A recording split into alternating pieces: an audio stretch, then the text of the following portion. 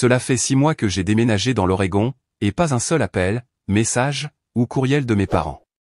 Pas une question sur où j'étais parti, ou pourquoi mon bail d'appartement avait pris fin, ou pourquoi la carte d'anniversaire qu'ils avaient postée ne m'était jamais parvenue. Non pas qu'ils se soient souvenus de mon anniversaire, de toute façon. Je me souviens encore de ce dernier jour à Arlington. Le soleil tapait avec une chaleur inhabituelle pour un mois de mars, et la sueur coulait dans mon dos tandis que je fermais les derniers cartons avec du ruban adhésif. Jasper a soulevé une caisse de fournitures de cuisine en grognant pendant que Ray rabattait les pans de ma valise avec son genou. Mon appartement d'une chambre était presque vide à ce moment-là, juste des piles de cartons et le fauteuil d'occasion que je n'avais pas pris la peine de vendre. « Tu es sûr que tu ne vas pas leur dire ?» a demandé Ray, en s'essuyant le front avec la manche de son sweat à capuche. « Je veux dire, juste un texto ou quelque chose comme ça. » J'ai levé les yeux de là où j'étiquetais un carton, « chambre ». À donner. Ça fait 3 ans qu'ils ne m'ont pas demandé où j'habite. Pourquoi leur dirais-je que je pars? Elle n'a pas insisté. Elle a juste échangé un regard avec Jasper, qui a marmonné, « Ça me dépasse toujours. » Ça ne me dépassait pas. C'était normal. Attendu. J'avais été la figurante sur leur portrait de famille d'aussi loin que je me souvienne. Silencieuse, invisible, acceptable uniquement lorsque j'étais utile. Callum était le soleil, le centre, la raison pour laquelle le flash crépitait. J'étais l'arrière-plan. Le camion U-Haul que nous avions loué a grincé tandis que nous chargions le dernier carton. J'ai fermé la porte à 2 mains, j'ai appuyé mes paumes contre le métal jusqu'à ce qu'il s'enclenche avec un clic. Puis je suis resté là un moment, à regarder l'endroit que j'avais appelé mon foyer pendant près d'une décennie. Non pas parce qu'il contenait des souvenirs, mais parce qu'il contenait le silence. « Prête ?» a demandé Jasper, en faisant tourner les clés autour de son doigt. J'ai hoché la tête. Plus que prête. Le trajet jusqu'à Ashland a été long et silencieux. J'ai regardé le paysage changer par la fenêtre, passant de la grisaille urbaine au séquoia, du surpeuplé au dégagé. Au moment où nous sommes arrivés en Oregon, quelque chose en moi avait déjà commencé à se détendre. Mon nouvel appartement n'avait rien de spécial, une chambre, une cuisine un peu vieillotte, un balcon étroit donnant sur les arbres, mais il était à moi. À moi d'une manière dont rien d'autre ne l'avait jamais été. J'ai accroché mes propres photos, installé mon bureau exactement comme je le voulais, préparé de vrais dîners sans que personne ne m'interrompe ou ne m'ignore. Je me levais tôt, je me connectais pour le travail, j'arrosais les herbes aromatiques sur le rebord de la fenêtre de la cuisine. Jasper et Ray venaient me voir un week-end sur 2. Edith, ma grand-mère, appelait chaque semaine sans faute. Personne d'autre n'appelait. C'était ça qui me faisait rire certains soirs. Pas un rire amer, mais le genre de rire qui sonne creux dans une pièce vide. J'avais disparu, et personne n'avait même scié. Jusqu'à la semaine dernière. Quand le téléphone a sonné et que le nom s'est allumé, je n'ai pas répondu tout de suite. Je l'ai juste regardé fixement, Theodore Rhodes. Comme s'il appartenait à une autre vie. J'ai décroché à la 4e sonnerie. Sa voix est parvenue, sèche, irritée. Tu dois rentrer à la maison le week-end prochain. J'aurais dû savoir ce que cet appel signifiait.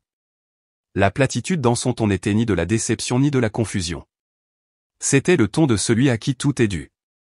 J'étais convoqué, et pas pour mon bien. Je n'ai pas demandé de détails. Je lui ai dit que j'avais d'autres projets et j'ai raccroché avant qu'il ne puisse commencer son sermon habituel. Puis je me suis rassise à mon bureau, j'ai regardé la crête couverte de pin derrière mon appartement, et j'ai senti ce vieux poids s'abattre sur moi. Pas de la tristesse, juste de la reconnaissance. C'est comme ça que ça avait toujours été. Quand j'avais 8 ans, j'ai été inscrite au tableau d'honneur pour la 3e fois consécutive. J'ai posé le bulletin scolaire bien en évidence sur la table de la cuisine où je savais que ma mère s'assiérait avec son thé. Elle y a jeté un coup d'œil et a dit « Bon travail, ma chérie », sans lever les yeux de son téléphone. La même semaine, Callum a eu un C+ à un contrôle de maths et c'est quand même lui qui a choisi le dîner. L'année où j'ai remporté la 1re place au concours scientifique régional, je suis rentré à la maison avec un trophée qui faisait la moitié de ma taille. Mon professeur m'avait prise à part ce matin-là et m'avait dit que je devais être fier. Je l'étais. Je voulais qu'il le soit aussi. Au dîner, j'ai posé le trophée sur le comptoir. Mon père a dit, n'en faisons pas toute une histoire, de l'année. Ton frère a ses examens finaux. C'est cette année-là que j'ai arrêté de ramener des récompenses à la maison. À l'âge de 17 ans, je savais que je paierais moi-même mes études universitaires. J'ai été accepté dans une université d'État avec une bourse, j'ai pris 2 emplois à temps partiel et j'ai arrêté de rentrer pour les vacances. C'était plus facile comme ça, plus net. J'ai obtenu mon diplôme en avance, j'ai emménagé dans un appartement en colocation et j'ai accepté n'importe quel travail en freelance que je pouvais trouver. Mon curriculum vitae s'est étoffé plus vite que ma vie sociale, mais ça ne me dérangeait pas. Le travail était quelque chose que je pouvais contrôler. Le travail ne m'oubliait pas à la table du dîner. Finalement, j'ai décroché un emploi dans une entreprise de cybersécurité basée à Seattle. Télétravail, horaires flexibles, avantages sociaux complets. J'y travaillais depuis près de 3 ans maintenant. Mon patron disait que j'avais le don de démêler le chaos que les autres ingénieurs ignoraient. Mon compte d'épargne avait des virgules. Mon réfrigérateur contenait de la vraie nourriture. Ma boîte de réception contenait une lettre de préapprobation d'un courtier en prêts immobiliers. J'avais 29 ans et je commençais enfin à envisager d'acheter une maison. Rien de grand, juste à moi. Alors, quand la voix de mon père a essayé de me ramener à l'obligation à des performances déguisées en devoirs familiaux, je n'ai pas bronché. J'ai juste laissé le silence s'étirer assez longtemps pour qu'il comprenne que je ne viendrais pas. Tu dois rentrer à la maison le week-end prochain. C'était la première chose qu'il a dite. Pas de bonjour, pas de comment vas-tu. Juste une directive donnée comme si j'avais encore 18 ans et que j'attendais la permission de respirer. Je me suis penché en arrière dans ma chaise et j'ai regardé le plafond. Pourquoi? Il y a eu une pause. Je pouvais presque l'entendre lever les yeux au ciel à travers le téléphone. Le dîner de fiançailles de ton frère. Les parents d'Isa veulent rencontrer toute la famille. Ils sont très traditionnels. Bien sûr. Pas des retrouvailles, pas une reconnexion. Juste une autre image à maintenir, un bouche-trou en forme de fille à table pour parfaire l'illusion de la famille. Je ne serai pas là. Une autre pause, plus sèche cette fois. Comment ça, tu ne seras pas là? Je veux dire exactement ça, ai-je dit. J'ai d'autres projets. Delaney, c'est important pour l'avenir de ton frère. Ce sont des gens en vue. Ça nous donnera une mauvaise image si tu ne viens pas. Voilà. Nous, pas moi. Pas comment j'allais ou où j'avais été. Juste les apparences. J'ai déménagé en Oregon il y a 6 mois, ai-je dit, la voix ferme. Je ne vais pas traverser le pays en avion pour un dîner auquel je n'ai même pas été invité jusqu'à maintenant. Silence. Le genre de silence qui n'est pas du tout silencieux, mais chargé comme l'air avant un orage. Tu as déménagé en Oregon sans nous le dire? Vous ne saviez pas où j'étais avant. Pourquoi est-ce que ce serait différent? Sa voix a baissé, grave et tendue. Comment oses-tu déménager sans le dire à ta famille? Quelle est ton adresse? J'ai failli rire. Est-ce que tu te souviens même de ma dernière adresse? Il n'a pas répondu tout de suite. Et cela m'a tout dit. Là n'est pas la question. C'est exactement la question, ai-je dit. Tu ne le demandes pas parce que tu t'en soucies. Tu le demandes parce que maintenant, c'est gênant de ne pas savoir. Delaney, ce n'est pas comme ça que les familles fonctionnent. Non, ai-je dit, mais c'est comme ça que la nôtre a toujours fonctionné. J'ai raccroché. Ma main n'a même pas tremblé. Pendant un instant, je suis juste restée assise, laissant le silence revenir en force. Puis l'écran s'est de nouveau allumé. Appel manqué, puis un autre.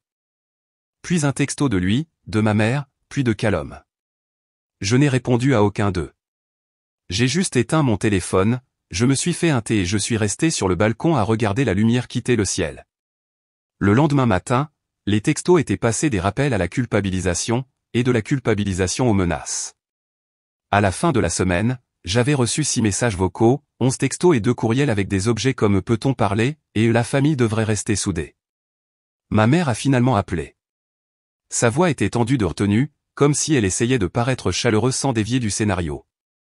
Ma chérie, ça ne te ressemble pas. Tu as toujours été si respectueuse. Ton frère compte sur toi. Les parents d'Isa sont des gens formels. Nous devons montrer notre unité. Unité. Un mot qui ne signifie rien quand il n'est invoqué que pour les invités. Je n'irai pas, ai-je dit simplement.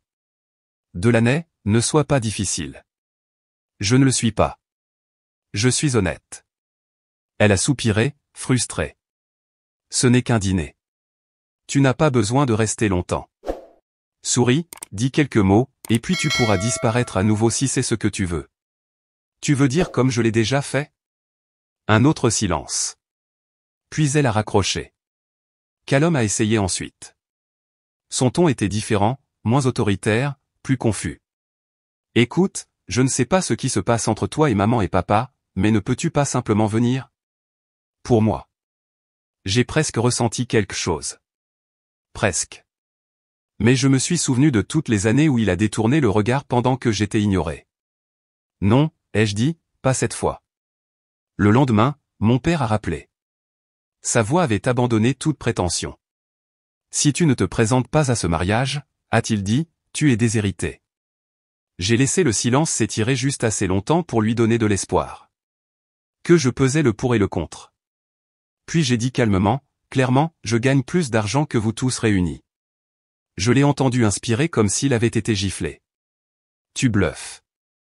Si tu m'avais déjà posé des questions sur ma vie, ai-je dit, tu saurais que non. Il n'a pas répondu. Il a juste raccroché. Ce fut le dernier appel que j'ai pris. À partir de ce moment-là, j'ai regardé les messages arriver comme des vagues.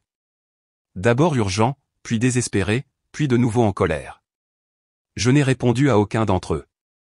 À la place, j'ai ouvert un nouvel onglet sur mon ordinateur portable et je suis retourné sur l'annonce immobilière que j'avais sauvegardée la semaine précédente. Elle était toujours là. 3 chambres, revêtement en cèdre, de la place pour un jardin. Grand-mère Edith a appelé le lendemain matin, juste au moment où le ciel devenait rose derrière les arbres. Elle n'attendait jamais la permission, ne vérifiait jamais si j'étais libre. Elle appelait, tout simplement, et je répondais toujours. « Salut, ma chérie », a-t-elle dit, sa voix empreinte de ce mélange de douceur et de sagesse. « Comment est l'air là-haut aujourd'hui ?»« Frais et calme », ai-je dit. « Comme j'aime. » Nous avons parlé quelques minutes de la lavande que j'avais plantée sur le balcon, des cerfs qui se promenaient parfois derrière l'appartement. Puis elle a marqué une pause. « Ils m'ont demandé de t'appeler », a-t-elle dit, sans s'excuser, énonçant simplement le fait.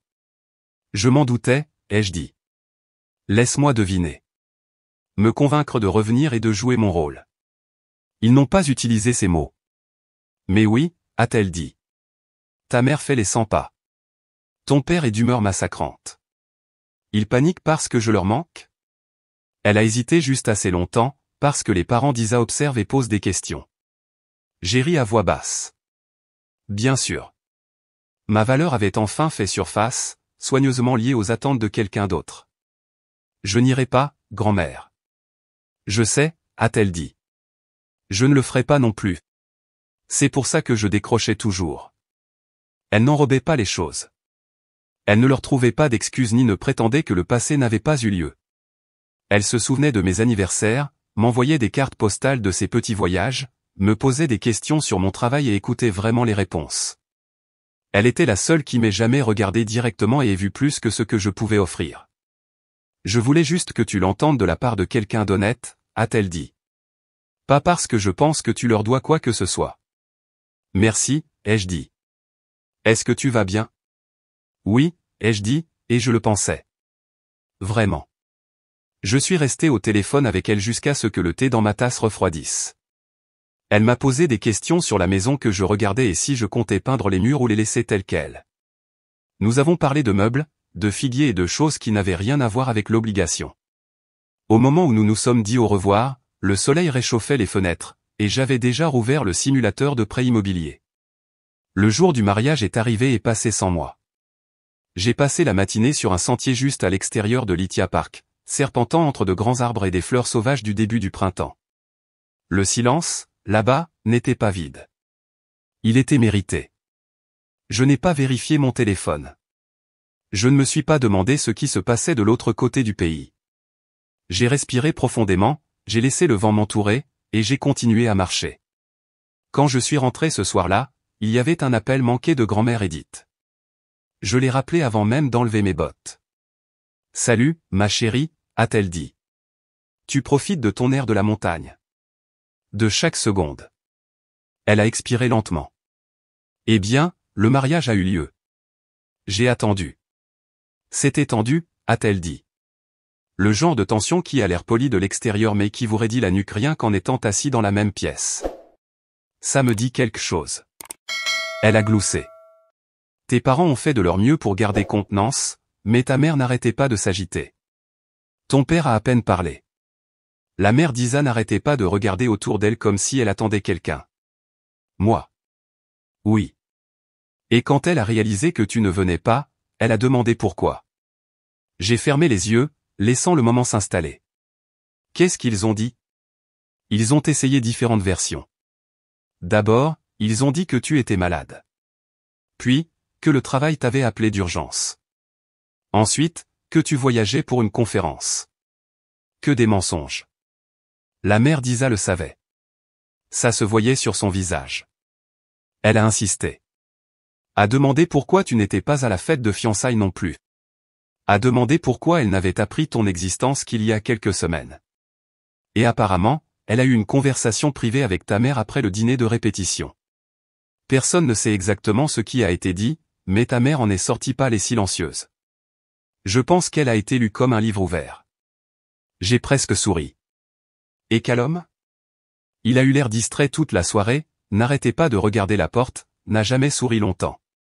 Isa avait l'air contrariée pendant la majeure partie de la cérémonie. Je ne pense pas qu'elle ait cru au portrait de famille qu'ils essayaient de peindre. Je me suis assise à la table de la cuisine, laissant cela infuser. Non par méchanceté, mais avec le genre de satisfaction qui vient lorsque la vérité finit par rattraper le bruit. Il pense toujours que c'est une histoire de dîner, ai-je dit. Je sais, a-t-elle répondu. Mais les parents d'Isa l'ont vu, Delaney. Le déséquilibre, les omissions, les dégâts. Nous avons parlé encore 10 minutes de choses et d'autres. Après avoir raccroché, j'ai ouvert mon ordinateur portable et j'ai parcouru de nouvelles annonces. La maison que j'avais repérée était toujours disponible. Je l'ai de nouveau mise en favori, au cas où. Une semaine après le mariage, grand-mère Edith a de nouveau appelé. J'étais en train de déballer un carton étiqueté cuisine. Fragile quand le téléphone s'est allumé avec son nom. Ils en parlent encore, a-t-elle dit, sans avoir besoin d'expliquer ce qu'était l'an. Les parents d'Isa. Oui, ils ont maintenant posé la question directement à Callum. Pourquoi tu n'étais pas impliqué? Pourquoi personne ne t'a mentionné avant la dernière minute? Pourquoi tu as disparu? Et qu'est-ce qu'il a dit? Il a essayé de minimiser au début, mais je pense que même lui commence à réaliser que ça ne va pas simplement disparaître. La mère d'Isa n'aime pas qu'on lui mente. J'ai posé une pile d'assiettes et je me suis appuyé contre le comptoir. Le mariage est déjà en train de se fissurer? Il y a de la tension. Le genre de tension qui ne s'estompe pas avec une lune de miel. Je n'ai pas ressenti de jubilation. Je ne voulais pas que les choses s'effondrent pour lui. Je me sentais juste immobile, comme si je regardais les ondulations dans un étang après y avoir jeté une seule pierre. Ils ont commencé à se renseigner, a dit grand-mère. Tes parents. Voulant savoir qui pourrait avoir ton nouveau numéro, ton adresse. Ils me l'ont même redemandé. Tu ne leur as pas dit, n'est-ce pas? Bien sûr que non. Je leur ai dit que si tu voulais leur parler, tu le ferais. J'ai expiré lentement. Merci. Ils sont nerveux, a-t-elle poursuivi. Pas seulement à ton sujet. À propos de ce que les parents d'Isa pourraient faire, ce qu'ils pourraient dire, ce que cela pourrait signifier pour l'avenir de Callum. Ils s'inquiètent de la gestion des dégâts, ai-je dit. Pas de moi. Oui, a-t-elle dit doucement. Mais ils commencent à réaliser que cela ne disparaît pas comme ça. La façon dont ils t'ont traité, ça a laissé des marques. J'ai regardé autour de la petite cuisine la lumière du soleil sur les comptoirs, de nouveaux torchons pliés près de l'évier, une fenêtre au-dessus de la cuisinière qui donnait sur une rangée de pain. Ce n'était pas seulement là où je vivais. C'était à moi. Ce sont eux qui ont disparu, ai-je dit. Ils ne l'ont juste pas remarqué avant que quelqu'un d'autre ne le fasse. Elle n'a pas répondu tout de suite, mais je pouvais entendre la fierté dans son silence, le genre qui n'a jamais besoin d'être exprimé à voix haute. Cette nuit-là, j'ai fini de déballer la cuisine et j'ai allumé une bougie près de l'évier. La maison me semblait déjà être un foyer. C'est arrivé dans une enveloppe blanche ordinaire, sans adresse de retour, mais l'écriture était reconnaissable entre toutes. L'écriture carrée et soignée de mon père, comme s'il pensait que la propreté pouvait effacer l'histoire. Je suis resté un long moment devant la boîte aux lettres, l'enveloppe lourde malgré son poids. Je ne l'ai pas rentrée à l'intérieur. J'ai marché directement jusqu'au brasero dans le jardin, j'ai craqué une allumette et je l'ai laissé tomber. Le papier s'est enroulé sur lui-même, a noirci, puis a disparu en cendres. Je savais déjà comment ça se terminait. Le lendemain matin, j'ai signé les derniers papiers pour la maison. Mon nom sur chaque ligne, pas de co-signataire, pas de conditions. Juste à moi. Jasper et Ray ont envoyé un texto à propos de vol pour le mois prochain. Ils voulaient voir l'endroit et m'aider à planter les premières fleurs. J'avais déjà préparé un coin du jardin pour les tomates et le thym. Plus tard dans la soirée, je me suis inscrite à un cours de 3e cycle en informatique légale. Pas parce que j'en avais besoin, juste parce que je le pouvais. J'ai changé mon numéro de téléphone la même semaine. Seule une poignée de personnes ont eu le nouveau, Edith, mon patron, Jasper et Ray. C'était suffisant. Plus d'appels surprises. Plus de textos demandant des faveurs déguisées en obligations. Plus de dîners de famille où mon nom était une pensée après coup. La maison était calme. Pas solitaire, juste honnête. 6 mois plus tard, mon jardin était rempli de voix et de l'odeur du maïs rôti et des pêches grillées. Jasper était aux commandes du grill comme si c'était une expérience scientifique. Ray tenait en équilibre un pichet de sangria dans une main et une pile de gobelets dépareillés dans l'autre. La table pliante débordait de plats partagés, quiche, nouilles au sésame, une casserole à l'allure suspecte que quelqu'un insistait être une recette de famille. Le golden retriever d'un voisin s'est affalé à mes pieds. De l'autre côté du jardin, la fille de ma collègue, Marin, a tiré sur ma manche et m'a tendu un bracelet en plastique qu'elle avait fait avec de la ficelle. « Tu es ma tante maintenant » a-t-elle dit solennellement. Mais la tante qui est drôle. Je prends, ai-je dit, en le glissant à mon poignet. Plus tard, alors que le crépuscule s'installait, quelqu'un que je connaissais à peine de la rue voisine m'a demandé « Tu as de la famille dans l'Est ?» Je n'ai pas hésité. Plus maintenant.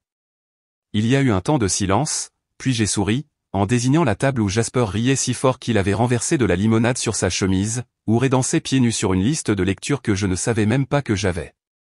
Mais j'ai ça. Et je le pensais. Quand tout le monde fut parti et que le jardin fut de nouveau silencieux, j'ai ramassé les assiettes, plié les chaises et je suis resté au bord du jardin avec le bracelet en ficelle toujours à mon poignet. Des lucioles clignotaient près de la clôture. Ma maison brillait doucement derrière moi. Ce n'était pas parfait. C'était mieux. C'était à moi.